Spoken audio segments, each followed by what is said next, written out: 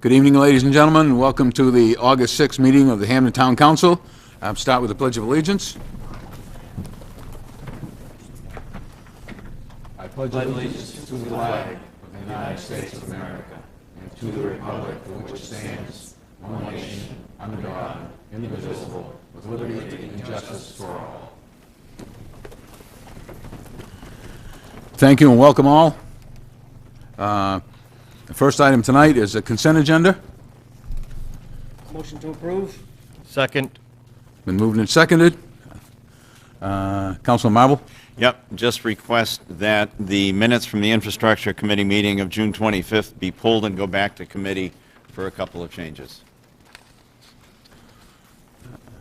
Now, Okay. how does that fly with a motion to approve the consent agenda? To amend the motion to approve the consent agenda with the council minutes from. Take that as an amendment? An amendment to it. So that comment was brought up in the form of a friendly amendment to the motion to approve the consent agenda. That need a second? Okay, the amendment has been moved and seconded. All of those in favor of the amendment? Thank you very much. Now, all of those in favor of the original motion to accept the consent agenda? Thank you. We're done with that. Public comments. This time, the floor is open to the public to address anything that is not on the agenda tonight. Please state your name, turn on the green light, and where you live. Not necessarily in that order. Good evening. My name is Eric Jarvie, and I make my home at 10 Sophie Lane in Hampden. I would like to speak to you and our listeners at home about an event this morning in Hampden that speaks to the goodwill and energies of our Hampden neighbors and the Mainers in general.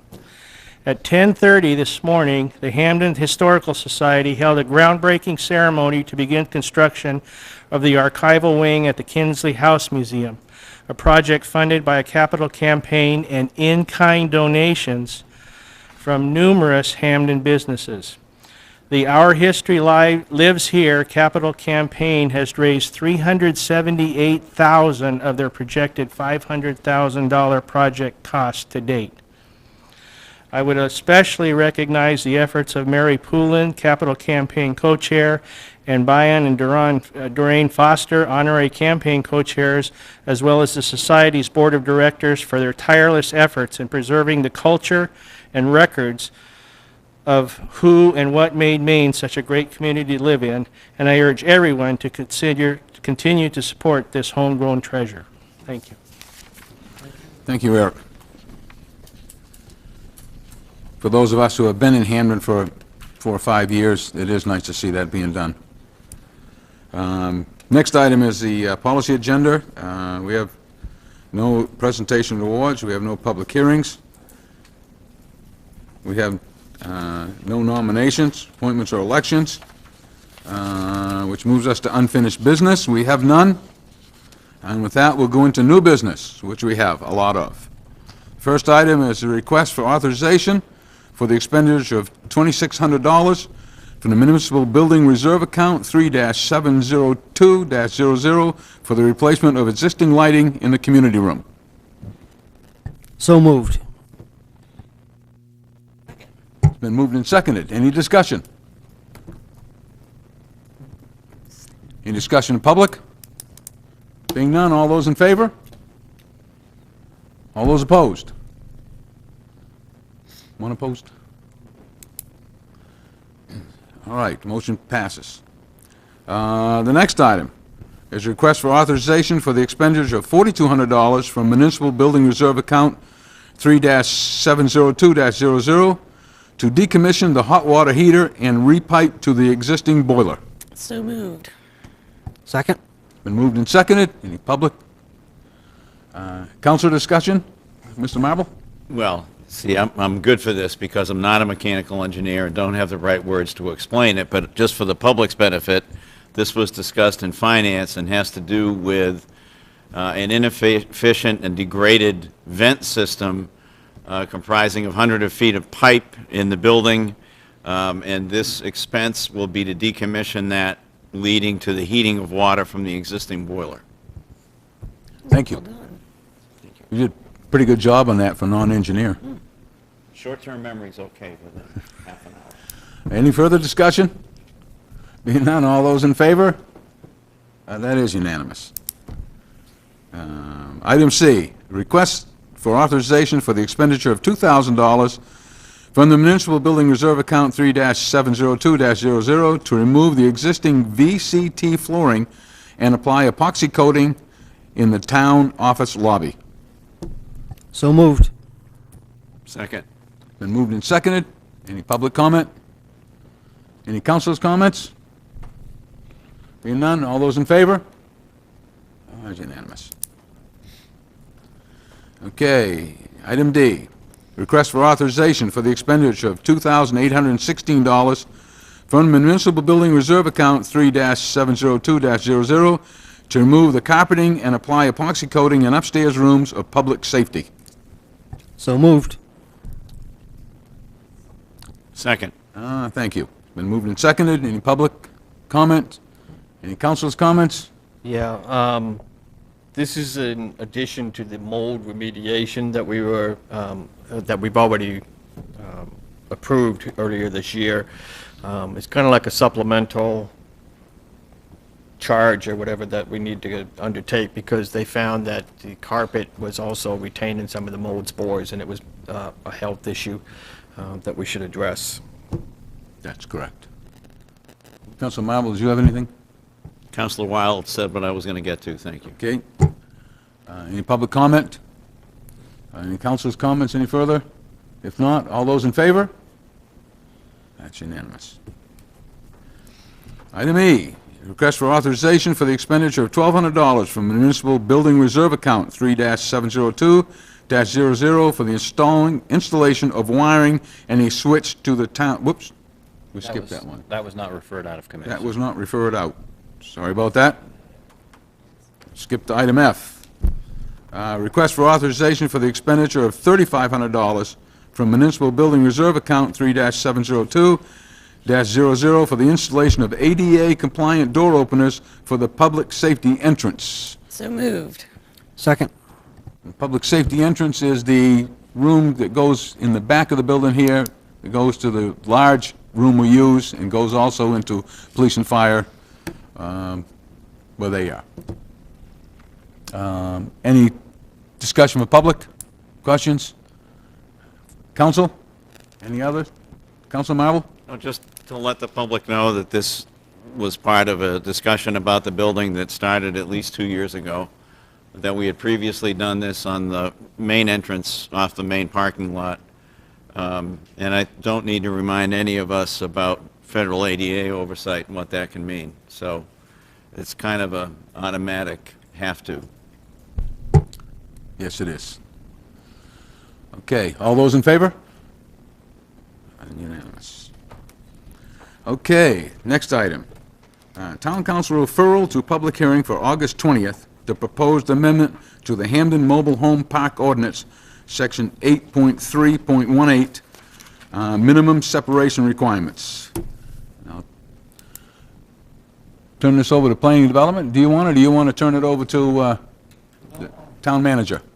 Well, basically, what this is just going back to the state standards for the distances in a mobile home park. I believe that's basically what this is doing, but I make a motion to send that to a public hearing on August 20th Second. for further discussion. Wait a second. Do you want to add anything to that, or? No, that's what we're doing, is we're trying to retrofit some setback requirements and limitations that would allow for newer mobile homes to be relocated into that park as the older ones are aged out. Any public comment? Any council's comments on this?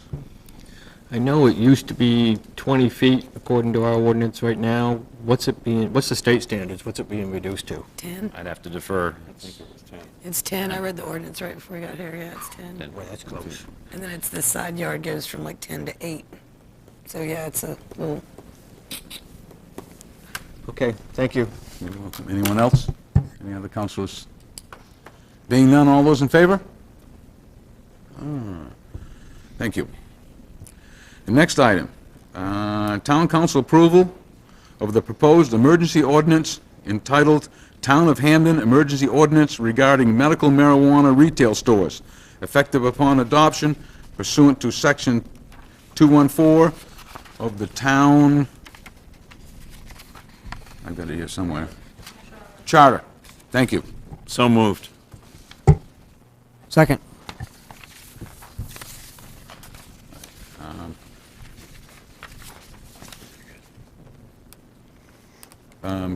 Town manager, do you want to? Certainly. I was going to say, we have the town planner, if you want her to explain it for the public, or whatever.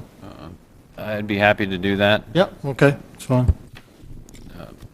Mr. Mayor and Council, the state has been fumbling the ball on this for a couple of years and has recently achieved the passage of some legislation both on adult use, and as part of that process, they also amended the medical marijuana statutes that are currently in effect in the state of Maine.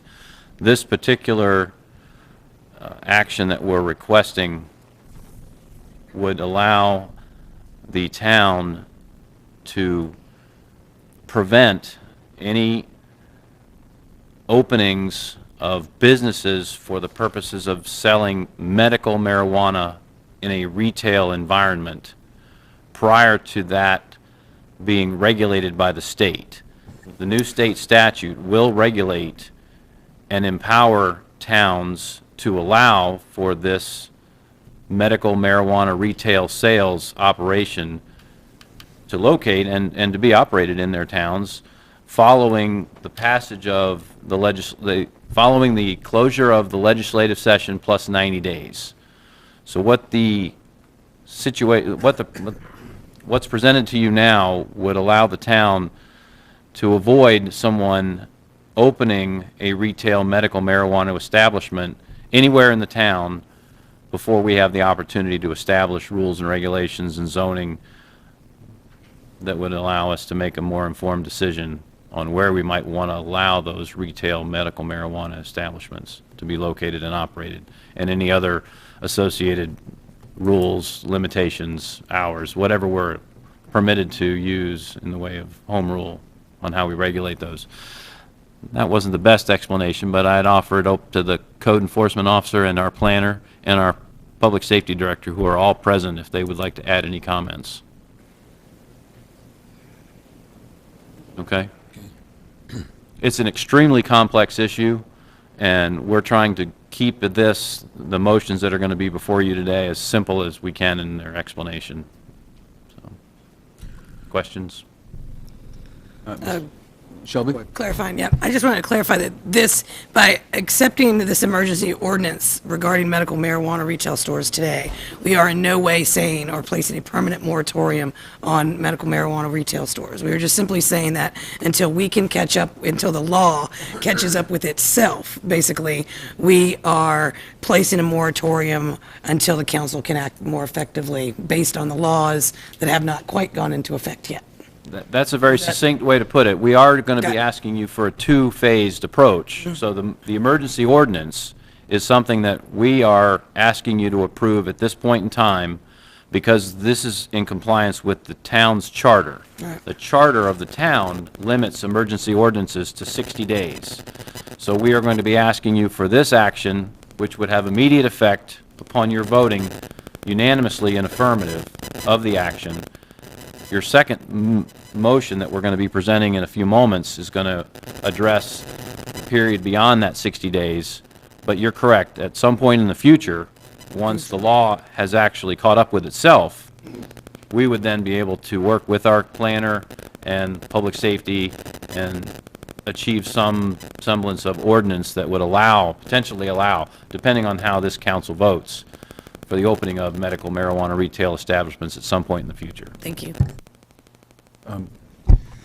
There's also a situation that the state has caused where it's going to cause a lot of folks who want to get into this business to rush to obtain retail space before it gets more difficult for them to do this. This prevents that from happening, because once they get that retail space, it's grandfathered in, it can be switched over to retail marijuana sales also. Recreational marijuana sales also. It's incredibly complex. There's a lot of loopholes in the laws that they need to button up a little bit more, in my opinion, but I'm not a state rep or a lawyer, so. But it certainly came to the forefront last week when we were talking about it, and even over in Bangor, where there's a rush for locations right now undergoing. Councilor McAvoy. We've had this discussion a while ago about recreational marijuana. We came to the conclusion that we were not going to allow it. So, just to address what Shelby said a few minutes ago, if, based upon our prior opinions about this, then yes, we will in fact be voting no at some point not to allow retail, for the retail medical marijuana. Because if I understand the current law right now is that if a person has a license for a medical retail, then they automatically, or they are first considered for a recreational license. So we can't approve one without automatically approving the other one. So I'm of the opinion that no, at some point, hopefully, we're going to vote no. We would vote no on retail medical, stores also. Thank you. Councilor Marble. I, for one, think I am looking forward to a renewed debate once we have the law in front of us about what we're going to do with said law. But I think tonight we're basically focused on a procedure protecting our interests and those of the town in terms of getting educated in this process. Okay, any further discussion?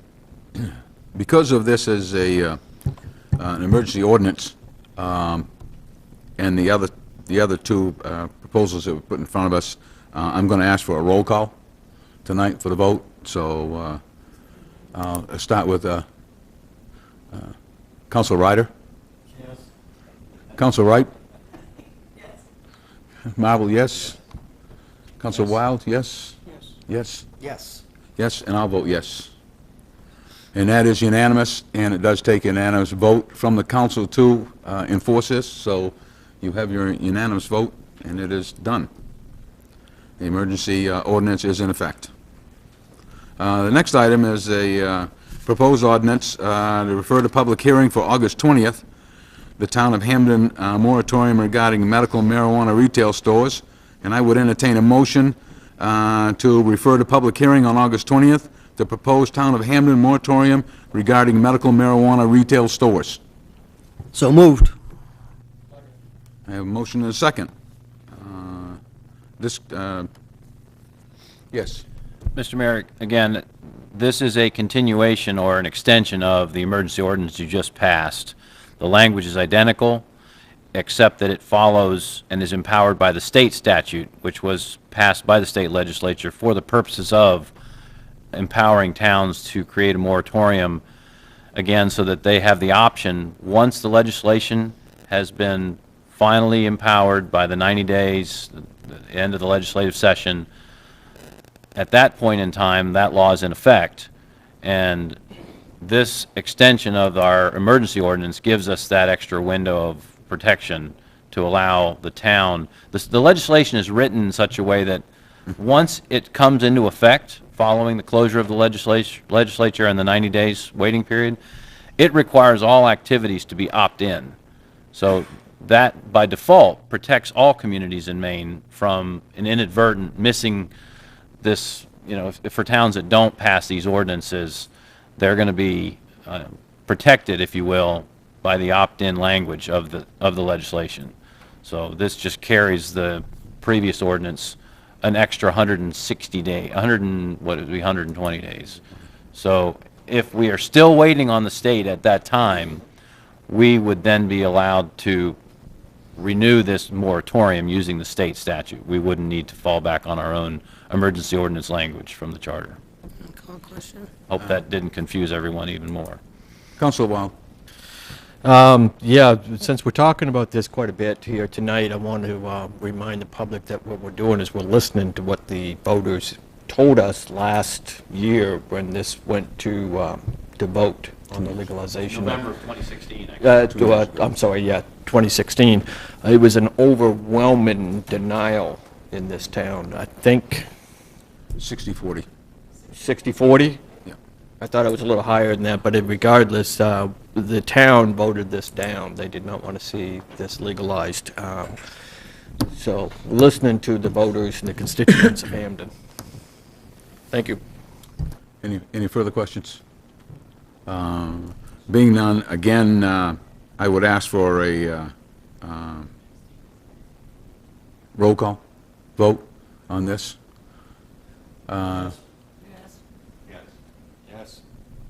Yes. Yes, unanimous. That did not have to be unanimous, but thank you just the same. The third item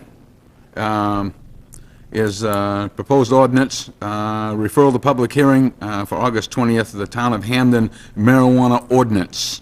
And I would entertain a motion to refer to public hearing on August 20th, the proposed Town of Hampden marijuana ordinance. So moved. Thank you. It's been moved and seconded. Would you like to explain this one? Sure, Mr. Mayor. This is very different from the previous two ordinances. As we discussed, the two ordinances we just passed were addressing medical marijuana and the retail sales of that medical marijuana. This is for adult use, commonly referred to as recreational use or commercial use, but the term used in the legislation is adult use. So the legalization of the use of marijuana by adults 21 years of age and older.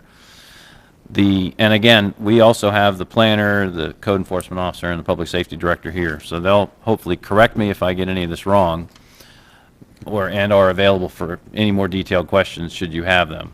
But the basics here are the new legislation that was passed by the state allows for individuals, adults, to have X number of plants on their property that are mature plants. They have an X number of immature plants, and I believe an unlimited number of seedlings. I believe the numbers are 3 and 12. Is that correct? So 3 mature plants per adult, an adult over 21, domiciled on a property. And the property is a term that's defined by our code and by the state code. So we're using it in basically interchangeably with parcel. Is that correct? Okay. The state law allows the municipalities to regulate the number of mature plants, immature plants, and seedlings on parcels that are not occupied, if you will. The individual adults are allowed to grow X number of plants, 3 in this case, on their property where they're domiciled. It also allows for them to grow, or it allows them to grow 3 plants and 12 immature plants and unlimited seedlings on another parcel through a written agreement with the owner of that parcel. The law specifically allows municipalities to regulate the number of people, i.e. the number of plants that could be grown on a property that is not occupied by residents, that has none of the domiciled allowable plants to be grown on it, if you will. So what we're putting before you is an ordinance that would be read on the 20th in a public hearing and voted on the 20th. So this is our pre-reading and our referral to public hearing tonight for that ordinance that regulates those number of plants that could be grown on a parcel of land.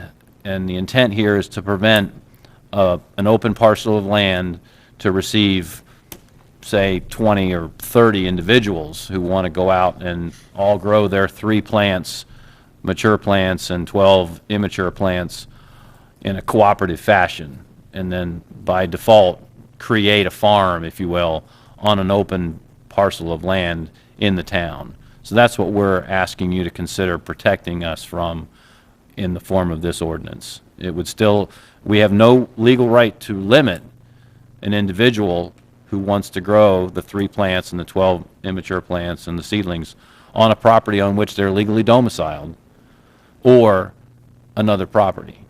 We just want to regulate the number of total plants on that other property, if you will. Did I get that basically correct? Okay. Again, there's a lot of complexity here, and if there's anything I'm missing that's significant, please, Karen, let us know. So I also want to try to keep it at a level that's understandable by not only the council, but the public as well. Hi, Karen Cullen, Town Planner. I just want to clarify so that everybody understands exactly what this is. Thing on? It is on. Thank you. So there are, it's 3 mature plants, 12 immature plants, and an unlimited number of seedlings. And each individual aged 21 or older in the state has the right to do that, to grow those plants on the property on which they're domiciled, which means where they live. They can also, or not also, they could, instead of that, they could grow it on another piece of property that they own, that they don't live on. Or they could grow it on somebody else's property as long as they have written agreement. So there are 3 different options of where marijuana can be grown. The state law allows the municipality to limit the total number of mature plants that are grown on a single property. Our definition of property is a parcel or contiguous parcels in the same ownership, which mimics what the state subdivision definition is. So that means that if somebody owns 4 parcels that are all next to each other, they can't treat each one as a completely separate parcel. They're all part of the same thing. And we have quite a few of those in town, which is why I wanted to make a point of defining it that way. So what this will do is, as you say, limit the number of mature marijuana plants that can be grown on an individual property. In the case of a property that has a house on it, for instance, if there are 3 adults living in the house, then that's 9 mature marijuana plants that can be grown by those people. And then there would be an additional maximum of 9 marijuana plants that could be grown on the parcel as well. So that would be a total of, what, 18? That's just one example. If you had a vacant parcel, then the maximum number would be 9, because there's nobody domiciled there. Terry? Well, seeing as how this is for a hearing for for an ordinance, are we going to see an ordinance document between now and the 20th? It's already in the... Well, but I mean, are we going to get a chance to talk about it or anything like that, or is this? We can discuss it now. It's going to be referred to public hearing unless you would wish to make amendments to the ordinance as presented. So the ordinance is presented, and we were trying to give you the outline, if you will, of what that ordinance is intended to do. We didn't plan to read the entire ordinance verbatim. So how many ordinances are we going to end up with when it comes to regulating this? Is it going to be unknown? Are we just going to do this issue by issue, or how is this going to work? I'm just confused by this, I guess. If I might, and Karen can jump in too, this is the one part of the new state statute for adult use that specifically grants to the municipality authority to regulate the number of plants on any given, quote, property. Is that fair to say? Yes. Terry, to answer your question, I think what you're asking is how many ordinances are we going to wind up with dealing with marijuana? My intention is that we're only going to have one. This particular one is actually the beginning of that, so that there's only one thing that's being regulated in here. But later on, once the state has finished with all of their work and we go back in to figure out what we're going to allow and what we're not going to allow, my intention is that those regulations would all go in this ordinance, so that this particular ordinance would be amended in the future. And that could deal with licensing and anything else that the town decides that they want to deal with. Dang, now I forgot the other thing I was going to say. No, but that, I appreciate that, Karen. This is, yes, we intended to have this be, and that's why we kind of left it as a broad titled ordinance. It'll be the marijuana ordinance, and it'll be inclusive of future sections that'll be added to address various issues once the state finishes developing its rules and regulations, which it's still in the process of doing, to deal with all of the other facets of marijuana, legal adult use marijuana in the state, including processing and cultivation and retail sales and all of the other things that we don't have any knowledge of yet because the state's still trying to figure it out. I remembered the other thing I wanted to mention is that, Terry, the ordinance that's in the packet for tonight's meeting is the same, it's basically the same thing without a couple of, without the preamble stuff. You know, the whereases and so on and so forth, but that was in the P&D packet for last week. Right, so that's, you know, so this is what we talked about the other night. Yes. But like I said, my biggest concern is, are we going to have a series of these things, or are we going to do, well, you just explained. Yeah.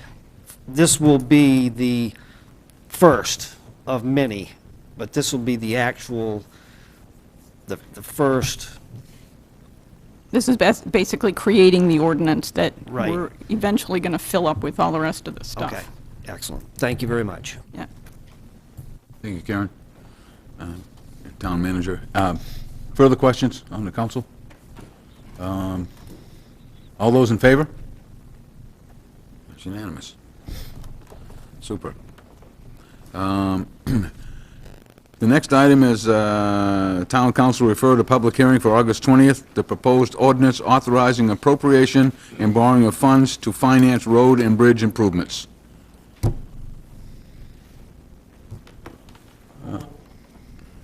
Second. Been moved and seconded. Public discussion? Council discussion?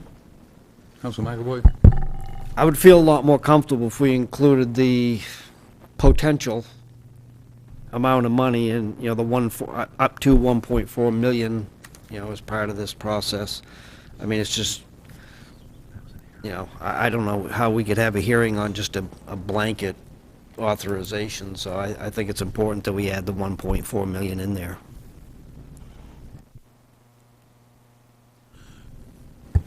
I guess I don't have a problem with that in the 1.4 million, but just to let the public know, that's just a base guideline that we're working from. Doesn't mean that's going to be the number we reach when we decide what we're going to actually go out to borrow.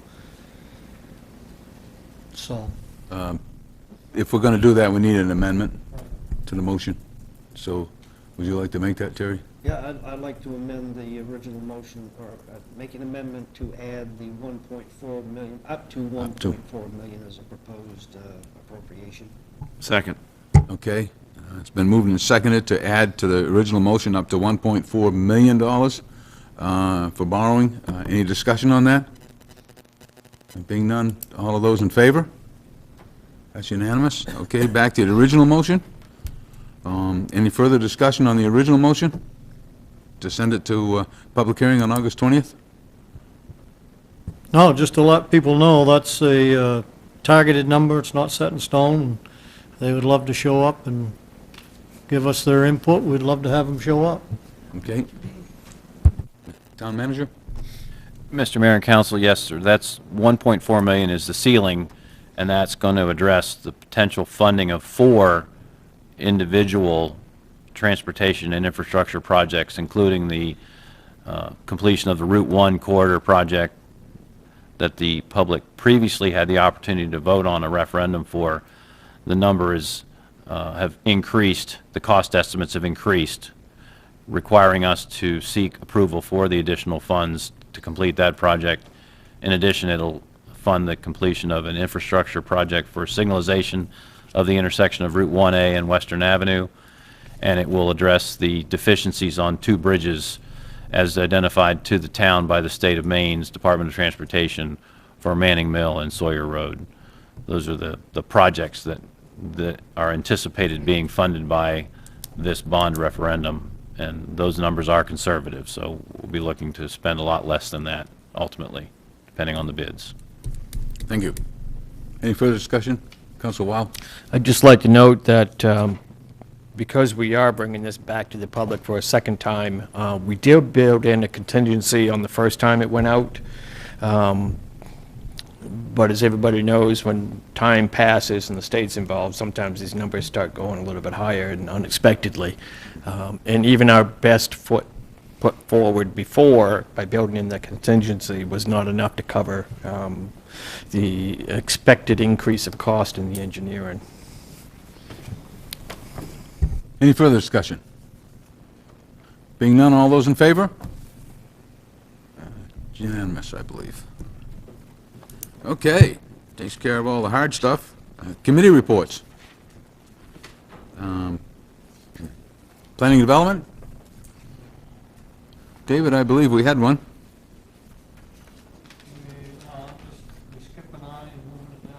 Yes, we are. That was an error. Duplication in the agenda.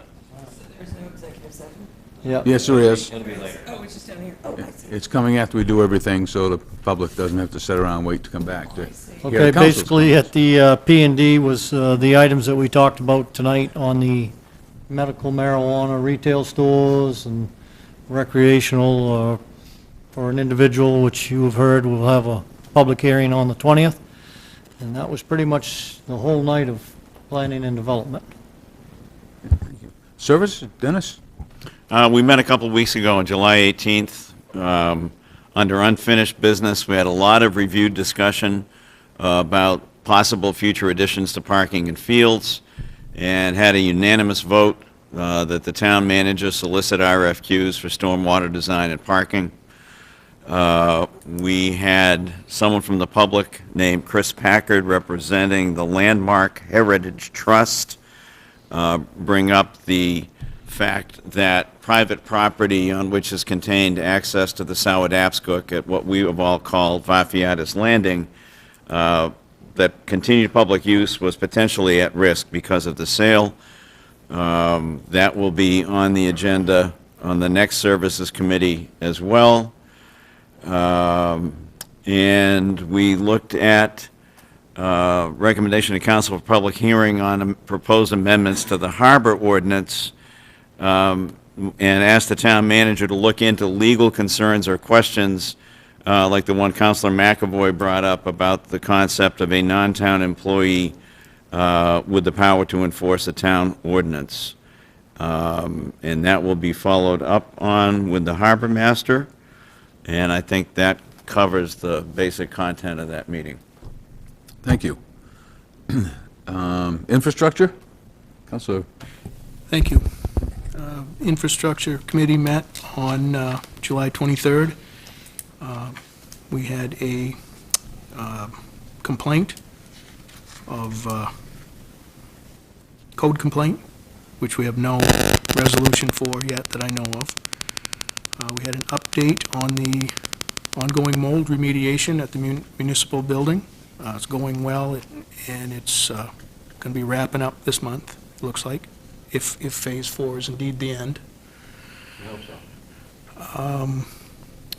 We approved a vehicle for the cemetery, pretty new pickup truck. It's a red one. You may have seen it around town. Unanimous approval of the committee.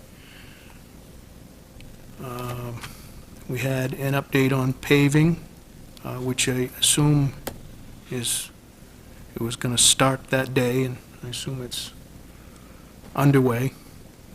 We had an update on the status of Schoolhouse Lane. It looks like the project is going to be done this fall and sit through the winter before it's permanently paved. Is that That's our goal. right? New business, we discussed the borrowing the money for the, which we beat to death tonight already, so I won't go over that again. And that's it. That's it. I don't know when the next meeting is. I believe the third Monday, I think. Councilor McAvoy, anything on finance and administration that we haven't already come up with? I can't imagine what it would be. I think we pretty much worked over the reserve account for the, but no, everything that we discussed in the Finance Committee was dispensed with a short time ago. Thank you. Thank you. Managers report? Mayor and councilors, I have presented before you my written version of the manager's report. It's rather lengthy, so I'm just going to hit some of the highlights for the benefit of the public. Staff did have, well, the town had a visit from the Bureau of Labor Standards as a surprise visit a couple months ago, actually now. It's been at least a month or 6 weeks ago. So that generated a lot of interest in our safety training and our compliance. It was a compliance inspection. So we've had since then MMA staff come back to the town on a number of occasions and provide us with some training to bring us into compliance with some of the safety requirements of the BLS. We're going to continue to work towards the goal of the SHAPE Award, which has a variety of benefits to the town, including an insurance discount. So that's stuff that's all ongoing. On Friday of last week, the police department coordinated and hosted, in conjunction with RSU 22, an active shooter exercise. It was actually a couple of drills that took place at the high school on Friday. I just want to recognize some of the folks who are responsible for putting that together, taking the proactive approach of being better prepared if anything like this were to happen either in our school or in any of the schools in the region. And I say that because it was a regional drill. We had, well, first I want to recognize our own staff under the leadership of Public Safety Director Joe Rogers. The Police Department's Sergeant Chris Bailey and the Fire Department's Lieutenant Jason Lundstrom provided the leadership in coordinating the exercise, the partners that were involved. We had over 60 individuals from a wide variety of departments. I'm going to call them out: the Penobscot Sheriff's Department, and particularly Deputy John Knapp, who is instrumental. He was instrumental in designing the scenarios that were used and providing some expertise from a tactical perspective, from the TAC unit. I believe they use the SRT term here in this area for those individuals who provide specialized resources for dealing with hostages and those types of situations. We had officers from Bangor, Old Town, Vesey, and Brewer. Brewer provided us with some resources in the form of drill guns, not real weapons, so that everybody participating was kept safe. Herman Fire Department was a participant. Penobscot Regional Communications Center provided dispatchers for the exercise. CHCS provided victims, if you will, to act as role players during the course of the exercise, and RSU 22 leadership was there as well. And it was an excellent drill. They did 2 drills, a morning and an afternoon drill with different goals and parameters. And we anticipate that we're going to continue to do more of this type of education and training. And again, it will continue to be a regional focus, because if this event were to occur in Hampden, we're going to be in the lead. If it happens in Bangor or one of our neighboring jurisdictions, based on our mutual aid agreements, we would be responding to support that community. So it really is a regional effort, and the continued training will benefit the region as a whole. I want to remind folks that Children's Day is this Saturday, the 11th, so I would encourage everyone in the community to participate and be supportive of that event. I understand it's the 39th annual, so it's quite an event and quite a tradition. In response to Mr. Cormier's comments, there is paving that's been going on. I noted in my report the streets that are complete: Perry, Coolidge, Wheeldon, Sydney Boulevard, Wilbur, Main Trail, and Stetson Drive are all now completely done. Shaw Hill was being worked on today, Monday the 6th. Sawyer Road is scheduled for tomorrow, and Northern and Library Streets still need to be completed. The schoolhouse and new salt shed projects will be paved once those buildings are completed. So that addresses the paving that was being done for this season. The town center planning effort was the beginning of an initiative by the planning department to seek public input on what the residents of Hampden would like to see in the form of a, quote, town center. So the first session was held at the Kiwanis Building last week. It was very well attended. We had a lot of energetic discussion. Four council members put in an appearance there, and we appreciated that support. This is going to continue. It's being shepherded by our contract planner, Ben Smith, and supported by our staff here. And we are going to be recording and posting all of the ideas and some of the maps that we're asking citizens to draw on and give us ideas on the website. The town website has a page dedicated to it under planning. It's called Town Center, so the public can go there for more information. We're also going to be generating a web-based survey that will be available at that website and advertised for anyone in the town who can't make one of the sessions that we're holding, where we're inviting individuals to come in and participate. You can provide input through that website, and that's a work in progress. But once we're putting up the first session's results, we'll have that survey available for everybody to take. There's a number of other economic development activities and planning activities that are included in my report to the council. I'd be happy to entertain any questions that you might have or comments about them, but that's what I thought would be helpful for the public to know about. And my report will be part of the packet, so going forward, anything that I'm reporting to you all in the form of my written report will also become part of the minutes of the meeting. So for future reference, if anybody's interested. Thank you. Councilors' comments. Start with Councilor Ryder. I don't have any. Councilor Wright. This weekend is Hampden's Children's Day, and as the town manager mentioned, you may see me monitoring a bouncy house, looking for sprained ankles and bruised egos. So come on out Saturday, enjoy the parade, and enjoy Hampden's Children's Day. Councilor Marble. Two things briefly. One, I'll be helping line up the parade as I have for the first few years, so I'll be there with you.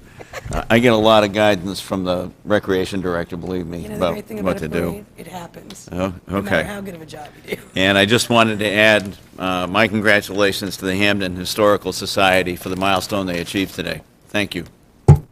Councilor Wall.